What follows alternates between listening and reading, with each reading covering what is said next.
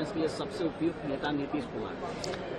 India alliance के लिए ही नहीं बल्कि किसी भी अलायंस के लिए एक नेता जो उस पूरे अलायंस को डुबा सकता है उनका नाम मुख्यमंत्री नीतीश कुमार है।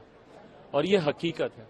इस चुनाव में पहली बात तो एक तरफ में भारतीय जनता पार्टी, हमारे प्रधानमंत्री आदरणीय नरेंद्र मोदी जी, उनके नेतृत्व, उनके मेहनत को, और साथ ही साथ भारतीय जनता पार्टी के राष्ट्रीय अध्यक्ष जेपी नड्डा जी को, हमारे गृह मंत्री, केंद्रीय गृह मंत्री आदरणीय अमित शाह जी को, और इन तीनों राज्यों के तमाम वरिष्ठ नेताओं को, प्रभारियों को, उनको मैं बधाई देना चाहूंगा। जिस तरीके से, जिस मेहनत से और सही नीतियों के साथ इन्होंने चुनाव लड़ा।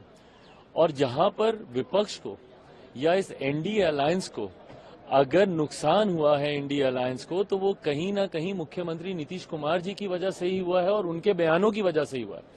मुख्यमंत्री नीतीश कुमार जी ने जिस तरीके से महिला विरोधी बयान देने का उन्होंने काम किया, जिस तरीके से दलित विरोधी बयान देने का काम किया, जिसको बहुत प्रमुखता से हमारे प्रधानमंत्री आदरणीय नरेंद्र मोदी जी ने हर मंच से बोला, और तो और एक ऐसी नीति जिसका विपक्ष को संभवतः लाभ मिल सकता था। जातीय जनगणना की बात जब जब होती थी तो बिहार में हुई जातीय जनगणना लोगों को याद आती थी, और किस तरीके से उस जातीय जनगणना में धांधली की गई, किस तरीके से अपने समीकरण की जातियों को बढ़ाकर दिखाने का काम किया गया।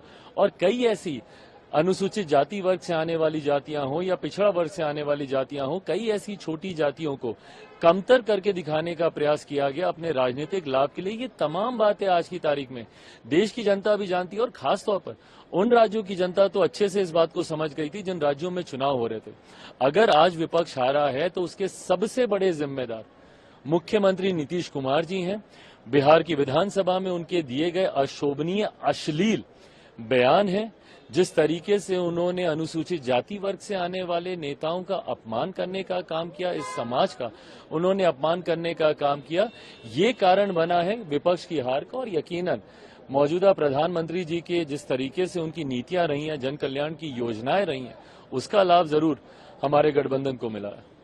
और जिस तरह से बीजेपी की 3 राज्यों में जीत हुई है, कहा जा रहा था कि ये सत्ता का सेमीफाइनल है, तो क्या फाइनल आप किस तरीके का देखते हैं? भाई सेमीफाइनल खूबसूरत आया है, और कहीं ना कहीं ये विश्वास देश की जनता का हमारे प्रधानमंत्री आदरणीय नरेंद्र मोदी जी पर और बढ़ा ही है। भाई हम लोग अभी तक एंटी इनकम्बेंसी हम लोग सुनते आए हैं, बट मुझे लगता है हमारे प्रधानमंत्री आदरणीय नरेंद्र मोदी जी एक ऐसा नाम, एक ऐसा चेहरा है जिनका हर बीतते साल के साथ लोगों के प्रति उनका झुकाव, उनके प्रति लोगों का विश्वास और बढ़ता ही है। ये जितने भी राज्यों के चुनाव थे, इन्होंने भी इस बात को प्रमाणित करके दिया। मैं मानता हूं, मेरा विश्वास है कि हर बार से बड़ी जीत आगामी 2024 के जो लोकसभा के चुनाव होंगे उसमें एनडीए गठबंधन को मिलेगी।